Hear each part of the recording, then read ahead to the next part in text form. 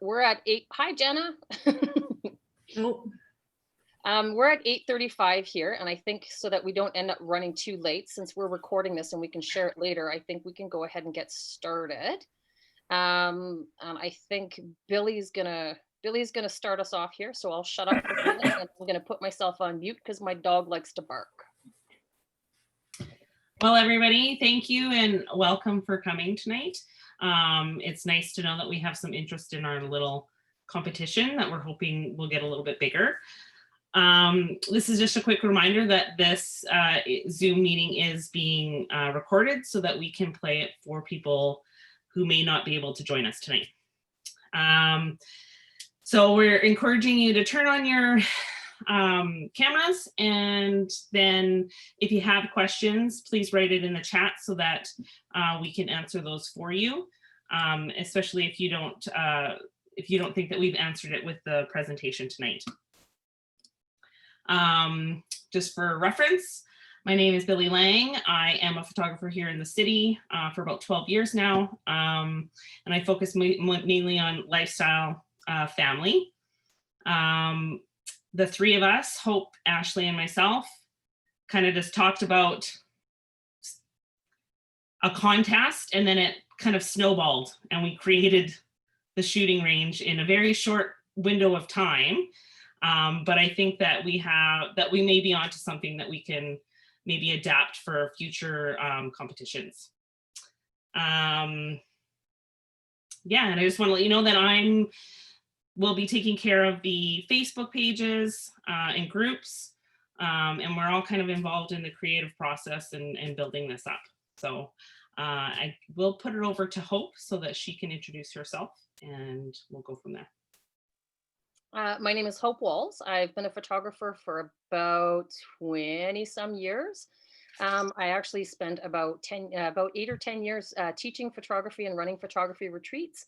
And I'm currently focusing mostly on families and weddings. I don't do boudoir and I don't do newborns because I suck at them. And as Billy said, we came up with this idea of doing kind of a COVID-friendly competition just so that people would have something to get themselves excited and interested in doing something while we're all shut down for a little while. And I look after mostly the administrative side of things. If you get an email or a Zoom invite, or if I spell your name wrong, I'm your girl. And now it's Ashley's turn. Hi, I'm Ashley Sykes. I've been Ashley Sykes Photography for nearly 10 years now. Right now I shoot mostly documentary of my own family and slowly edging out my business and taking on more of that role. Before that, I was family with a little bit of boudoir on the side. But yeah, no, I will be taking care of the Instagram side of the challenge, and I can't wait to see what everybody brings to the table.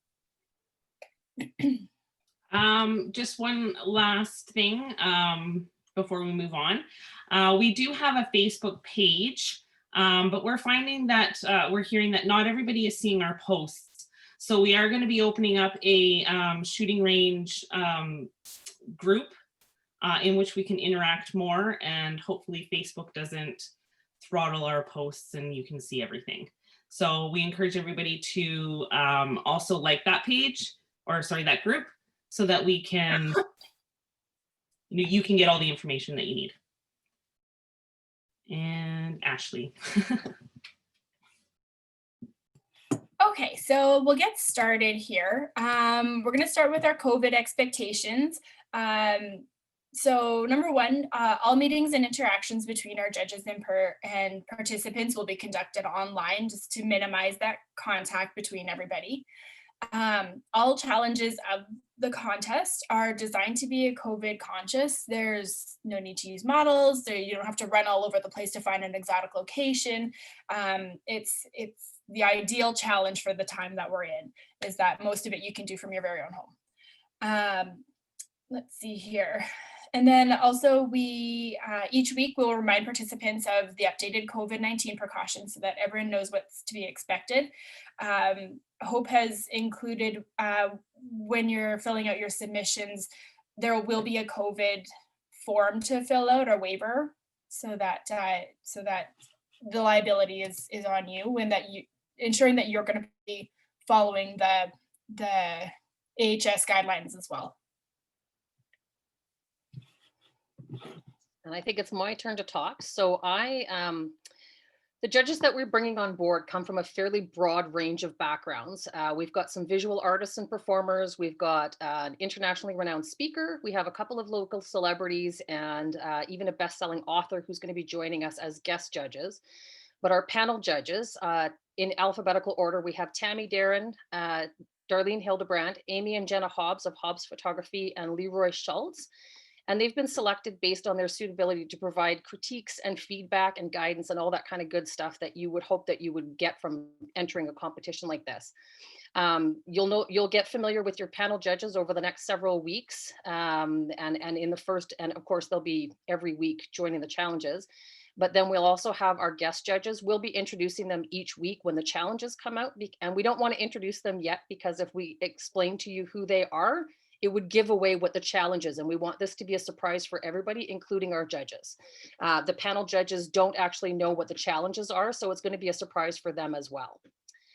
The first photographer is Tammy Darren. She joined the photography scene in 2006 as Smiley Eyes Photography. She runs the Photographer Studio, which is a collection of studios here in Edmonton, out in West Edmonton. She's been doing pictures for about a decade now, and she's shot everything from families and weddings to boudoir and babies, but she really likes the creative joy and expression that comes from fashion photography.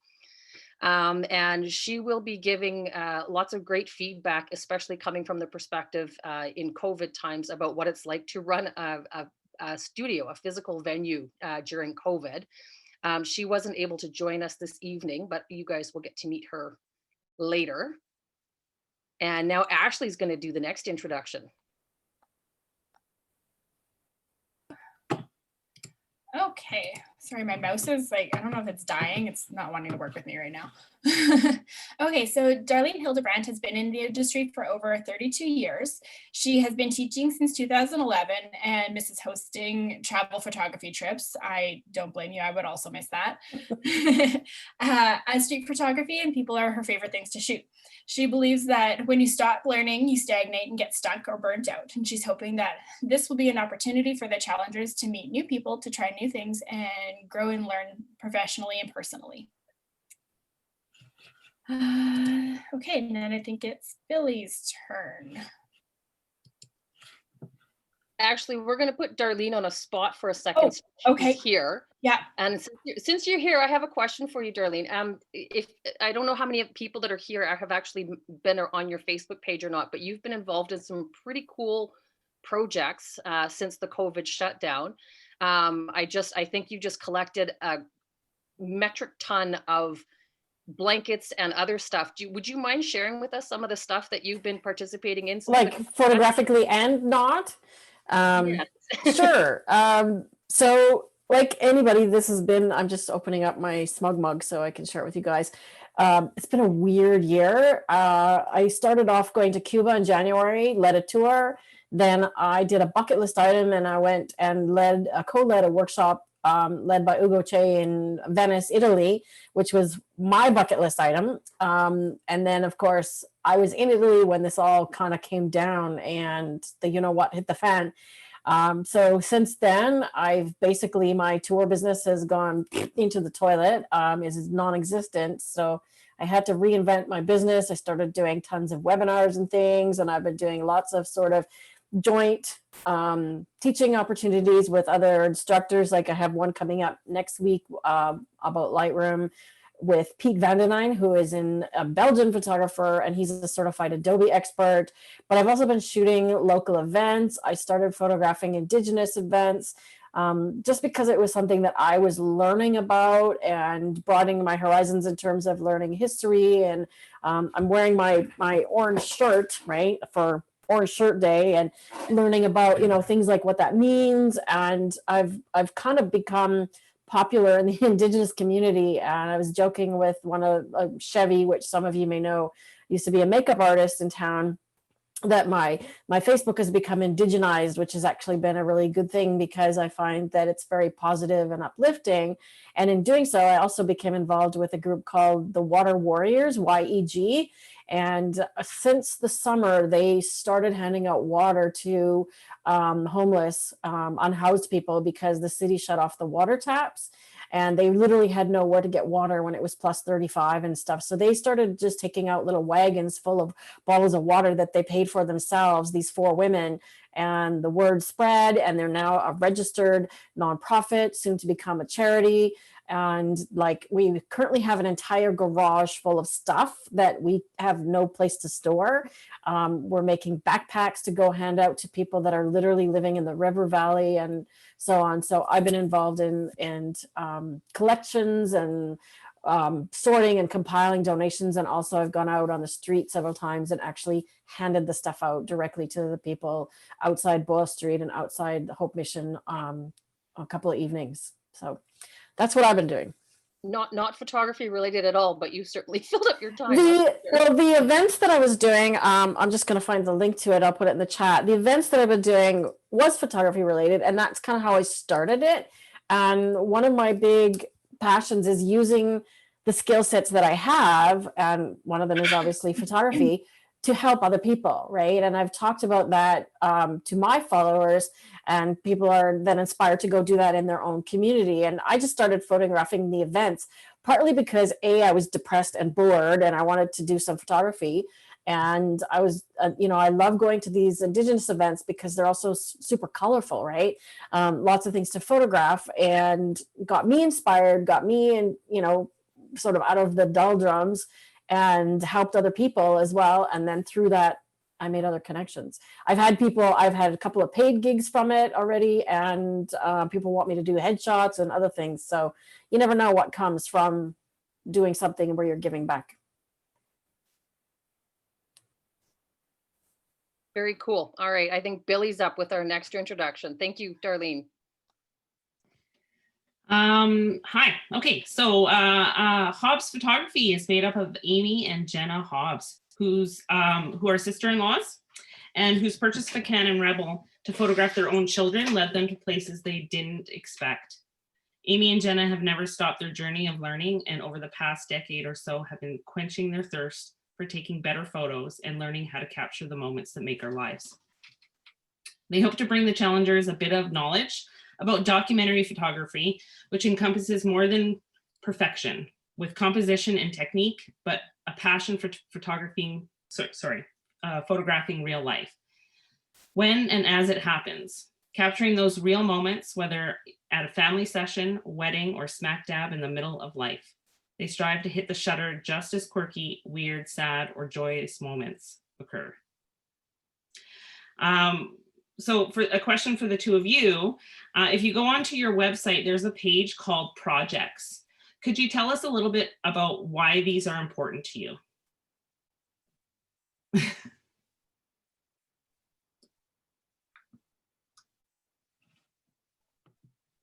Not to put you on the spot or anything, Amy and Jenna, but I'm just waiting for Amy. I think she's waiting for you. shall I ask her to unmute She does this herself? all of the time. She's the talker. I But talk then lots, people so I ask was a going to leave it question. for Jenna to answer. Go for it, Jenna. No, she always does this. People ask us questions and I look at her and she's supposed to answer and she looks at me, but she's the talker. So go ahead, Amy. Okay, well, on our projects webpage, we have our longest standing project is our Mother's Beauty project, which once we finish, if that ever happens, is to make it into a book. We were approached by a publisher several years ago, but we've been working really hard to add more diversity into our Mother's Beauty project, which takes time. But it is a project centering around postpartum beauty and showing mothers of all, not only all shapes, sizes, and colors, but as we began doing it, it really opened our eyes to how alone a lot of mothers feel in their struggles, whether they be physical, emotional, mental, psychological. And so we just found such power in sharing a small number of our participants' stories, what a wide-reaching positive effect it was having for women around the globe. So that's our main project. This would have been our 8th year, I believe. And we kept trying to, yes, we could have done it just as socially distanced portraits, but we opted not to because a huge part of the project is people coming together and the sense of fellowship and support that our participants really gain from that. And so we just really were unwilling to sacrifice that real coming together sense. So we are in the throes for next year, but we were pretty bummed that we couldn't make it happen. And I'll let Jen talk about the other main project that's listed there because it is her Mama Tried series. Sure. So Mama Tried is a series that I started when Amy and I were doing our mentorship with Kirsten Lewis 1, 2, maybe even 3 years ago now. And we did a lot of projects during that. And I think we started Mother's Beauty before then. However, it was then that we kind of realized how important these projects outside of our paid work were. Mama Tried is basically a self-portrait series of me and my 5 kids. It gives a sense of nostalgia. It is us in life right now. However, it represents many mothers and many children. And that's what I hope when people look at it, that's what they see. But on the broader side of things, all of our projects, they are important because we do our work. We are mainly family photographers. We do a bit of wedding and we love it. We love most of it. And it's important to do that paid work and then also have that time where you can be creative, do work for yourself. It makes all the other work worth it. And I can't remember, Amy, can you remember the photographer that she spent like half or some of her year doing the working stuff and some of her year doing the creative stuff? And I can't remember who it is. I forget. I know, me too. But I remember being like, aha, and that's kind of when we started finding these projects for ourselves to keep us going in all of our other work. And honestly, that's why I do this, is because it keeps me sane and keeps me happy, right? I love taking photos, and when I can do it in something that I want to do that fills my heart, then it's worth it. Yeah. Other than that, I also have a long-term postpartum project about people's postpartum experience, which again, COVID has completely effed up. Thank you, COVID.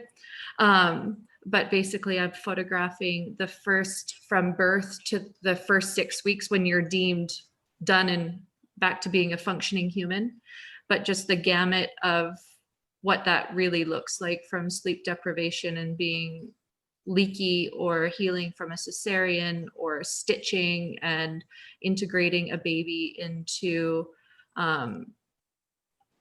with other children, or if it's your first, and just all that entails. But of course that is currently ground to a halt, which makes me, I had a solid 6-month pity party for myself. I think most of us have had some sort of pity party for ourselves right now during the COVID situation. Going from having a full gamut of things to get excited about photographing to having nothing was kind of why we decided we should try this. I think this is going to be a great opportunity for lots of people to at least tap into that idea of having a passion project and staying motivated to be creative and keep going. Yeah, absolutely. Yeah.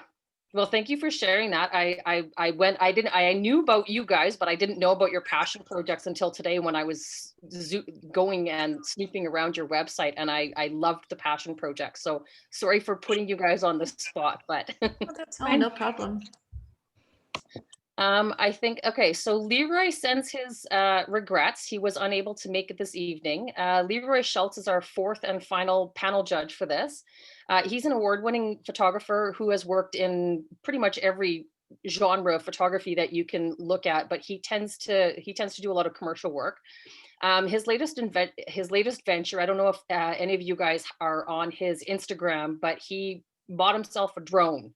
And he's been droning Edmonton and area, and some of the images that he's got are absolutely stunning. He's got about 15 years in the industry, but he's still kind of like a noob when it comes to his passion about it. He just wants to shoot anything and everything. And if you when you have a chance to look him up, he's got a passion project called Migueletto's Little Green Car.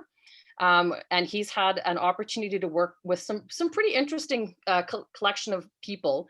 So when you do finally get to meet Leroy, make sure when you start Googling him, check out Migueletto's Little Green Car. When we post the Zoom chat, we'll try and make sure that we include the links for all of these things in the information so that you guys can all reference it if you're just watching this after the fact. And for those of you who are here, I'd put them in the chat. I'd trust Billy to do it, but apparently she can't type today. So, and I think with that, we've introduced all the judges that are going to be on the panel here. And I think Ashley's going to talk a little bit about what the challenges are going to look like. Okay, so I'm sure everyone's trying to jump at the bit here to see to find out what they're going to be like. We're going to be having two challenges a week. So we'll start off with Target Practice Tuesday. You'll notice all of our names are related around the shooting range. So Target Practice Tuesday is a weekly challenge that will be open to everybody. And then the Fan Favorite Friday will be the public voting from Target Practice Tuesday, or who they think should have won Target Practice Tuesday. We have some really great ideas in store for these Tuesdays. I can't wait for them. And then we also have on Thursdays will be match days. So matches will be images submitted by the 12 qualifying challengers, and they'll be blindly critiqued by the panel and the guest judges on two main criteria. Does it fit the brief, and is it well executed? The images will be scored and ranked, with the highest score being named that week's winner and the low score being eliminated. And at the end, someone will win the prize pot. And I guess this is where I get to talk about how the prizes are being managed. We've had a lot of discussion about this. We really want to make sure that we have as few barriers to entry as possible for as many people as possible. We currently have the registration fee set at $10. And the idea is that that will be used to cover the expenses that are incurred. We have the Zoom account and we have the domain name, and we don't plan on incurring any other expenses, but we're hoping that the registration fee will go to cover that, and anything beyond that will end up forming the prize pot. The more people that register, the bigger the prize pot will be. We also have a few things that are in store for the paid entrants and the competitors. We have a couple of people who are offering discount coupon codes for classes and for restaurants and other things like that that we're in the process of getting. We have access to certain resources, things that will be open normally that you would have to have a paid subscription to, but you might be able to access during the competition without paying for it, or special articles and that kind of stuff from some of our guest judges and that sort of stuff. And then we actually have a donation of a 1 hour massage for somebody that we will award to one of the competitors one week when we decide that somebody really hauled ass and needs a massage. The buy-in that we have for the top 12 competitors was we initially discussed setting it at $100 for the top 12, just so that they would have an actual decent size pot of money to win.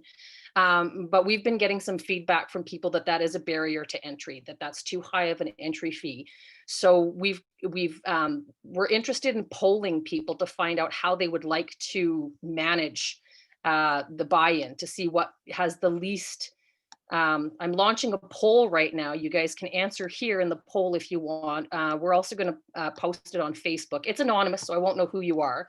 But we have a few different options on how we can manage the entry fee and the buy-in, just to make it so that we want the most possible people to participate, and with the biggest possible win for as many people. And if it's too much for people to buy in at $100, well, then we could easily drop that down to $25 and make it free entry for everyone. There's just not going to be as big of a pot at the end. And again, a lot of it is going to run completely and totally based on how many people we get entered. If we have 10 people entered and we have 10 competitors, then there's not going to be much left over for prizes. But if we end up with 100 competitors, then and everybody pays in $25 or $100, then the prize pot at the end is going to be like $1,200-$1,500. So it's actually a fairly sizable chunk of money. But again, we want to make as few barriers to entry as possible. So I'm going to leave the poll open for now, and we'll make sure that we post the poll in the Facebook group that Billy's going to do that, because I don't do Facebook. I suck at it. If anybody asks me to do stuff on Facebook, I'll fail. And I think that's it. Does anybody have any questions about how the money is supposed to work for the people who want to compete? Arlene had her hand up. Go ahead, Darlene. Literally and virtually. I was confused about, sort of like you said, there's going to be, everybody would pay $10 and then 12 people would pay extra. Is that every week that we would be judging the 12 people, or? Yeah, you guys will be judging. So the judges will judge every week, and then there's only going to be one left at the end of 12 weeks. So the buy-in for the competitors would be they'd put their $100 or $25 or whatever in the pot. And at the end of 12 weeks, whoever has won the competition, who survives all 12 challenges, they walk away with that pot at the end. So Okay. if we have 100 entrants at $10 a piece, that's $1,000. And then if we have 12 people that top that up to $1,200, then we have we'll have just over $2,000 to play with.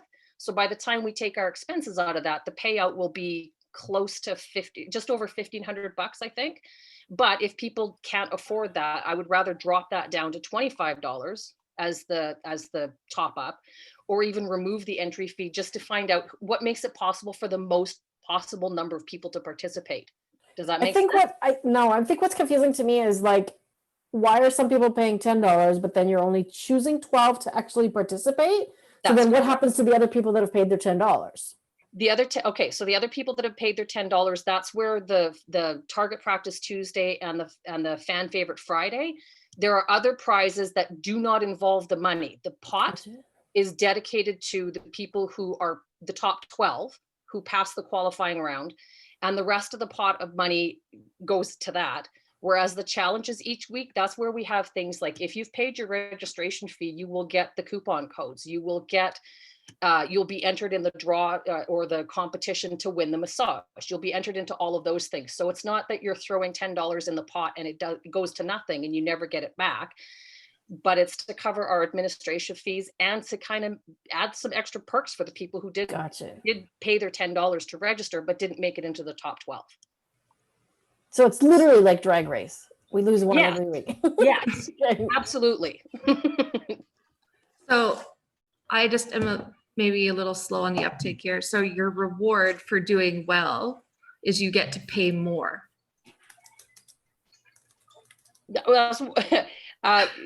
It's not a reward for paying more. That's one way to think of it. But I mean, what happens is and this is why we want to put it back to the people who are entering. So everybody can pay $10 to enter, and then only 12 people get picked. But then the prize pot is fairly small. It's not a huge amount of money. And if we only get 25 entries, there may be nothing left as the award at the end. So the people who would be paying in, they would be betting against themselves. So I don't know if you've ever done, I know people who have done fitness challenges and clothing challenges and who knows what, like other challenges. And I think Darlene even mentioned that she would do photo walks with people and everybody would throw $10 in, and whoever won at the end of the day would take the whole pot. So it's not to punish the people who do well. It's just to create a bigger prize pool for them. Does that make sense? More sense? Okay. If I could just be devil's advocate, I think the part that may be confusing for people, where I got stuck, was the separation between everybody that's paying and then the 12, and then what are the 12 getting, and then why would anybody else want to continue watching that if they're not as part of the 12, right? I mean, other than are they dressing up in drag? I'd love to see that.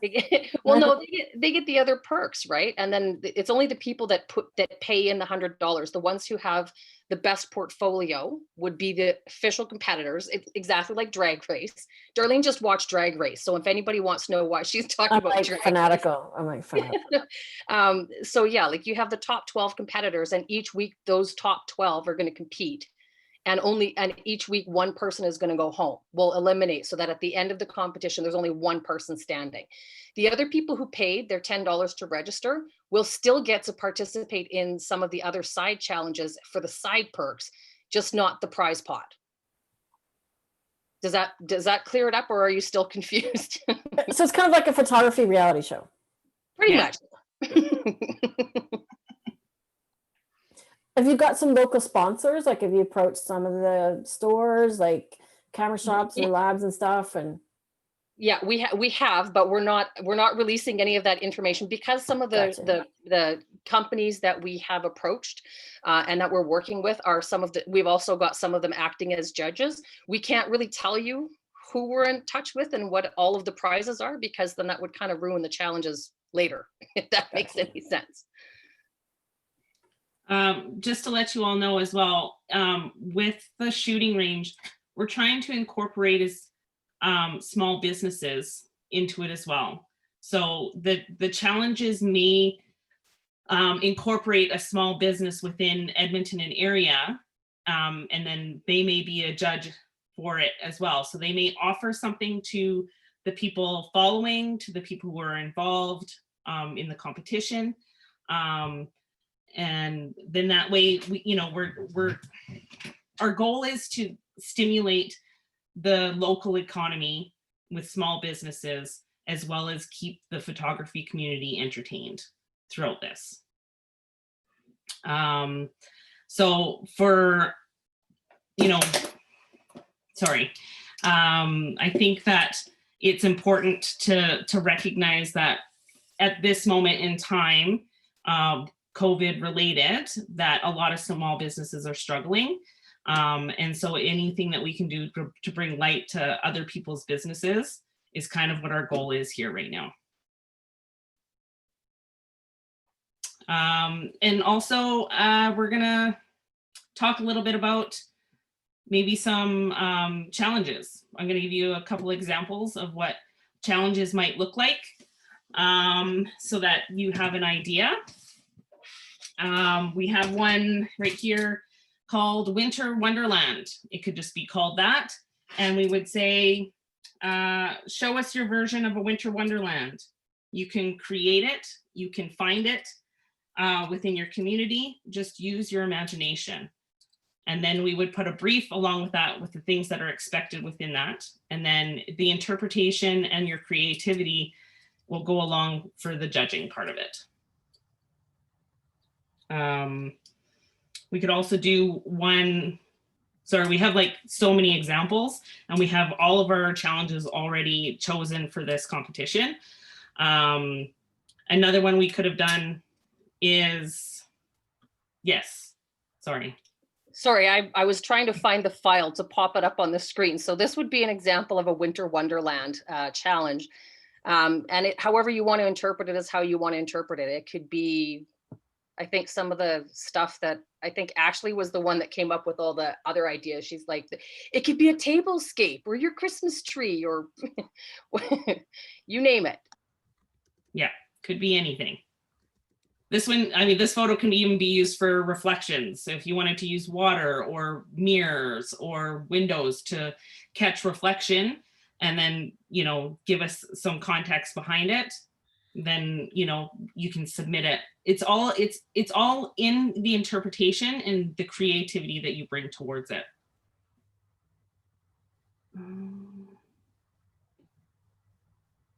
Sorry, Hope, what are you?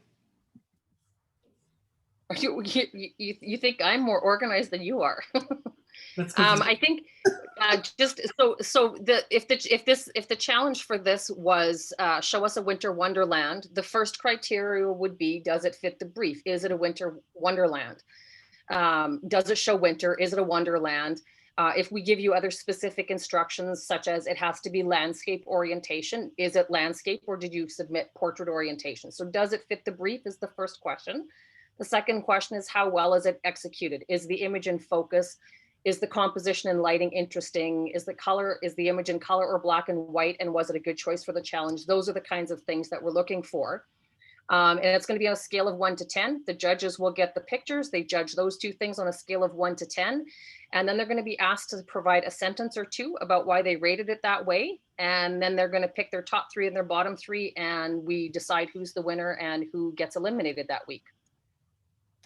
Does that make, if anybody has any questions, by all means, pop them up in the chat, or you can save them for the group or whatever. But I know we're getting kind of late here we're running 10 minutes past our time. So we're hoping to blast through the last of it here.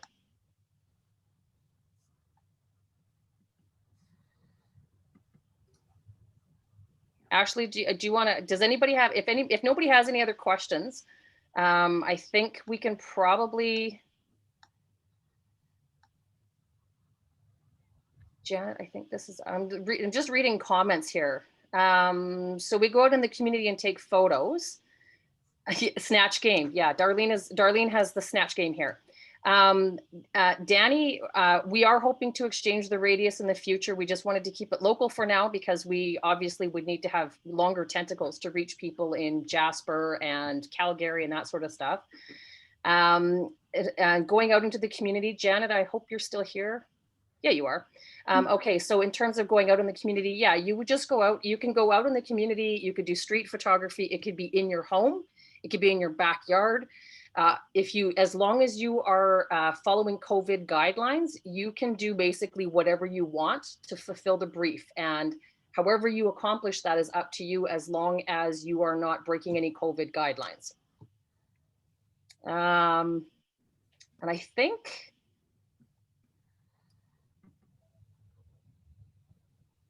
that's the only other question. I think that's the only question I see in the chat here. I've got one new message. Can you give some direction as to what kind of portfolio image we should submit? Just our best images.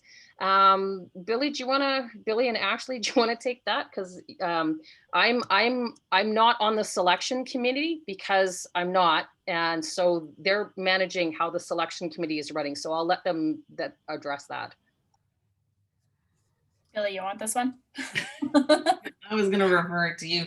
I'm just trying to go through my 10,000 tabs right now to find the right page. You know how it works. Selection process. Well, there's when you enter, there's three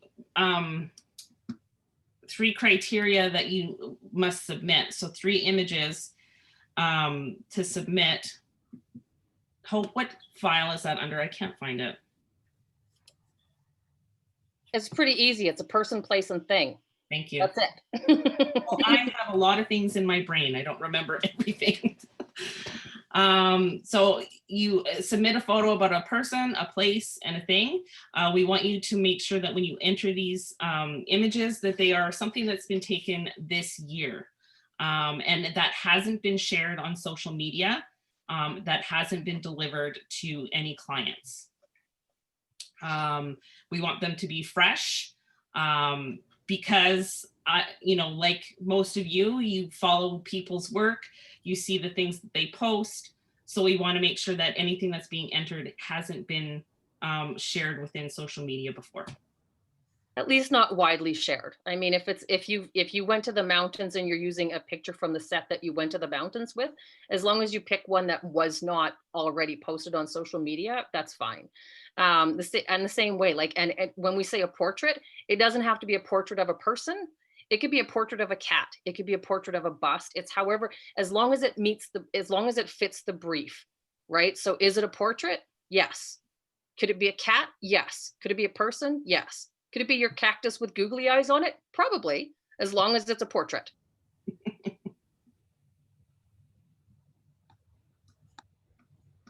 I did a selfie with my cat that had googly eyes on his eyes. That's what that was referencing.